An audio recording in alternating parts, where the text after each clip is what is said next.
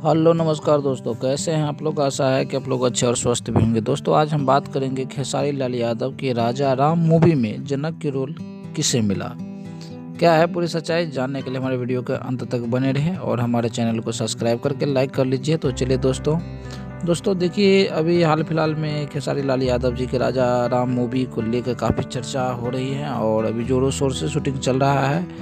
बनाई जा रही है टेक्नीशियन फिल्म फैक्ट्री के बैनर तले इस फिल्म को बनाया जा रहा है और इसका डायरेक्टर है पराग पाटिल जी हैं। और स्टार कास्ट में नजर आएंगे खेसारी लाल यादव जी, राहुल शर्मा, सोनिका गुंडा जी और सपना चौहान जी इसके स्टार कास्ट में नजर आएंगे। और दोस्तों इसमें जनक जी को रोल मिला है संजय पांडे जी को। फिर से सुन लीजिए, जनक जी का रोल मिला है संजय पांडे जी को। आपको कैसा लगेगा इनका रोल, जनक जी के रोल में ये कैसा लगेंगे, आप कमेंट करके ज़रूर बताइएगा दोस्तों। और था यह आज का छोटा सा वीडियो, कैसा लगा आपको कमेंट करके बताइएगा। जय हिंद दोस्तों, नमस्कार।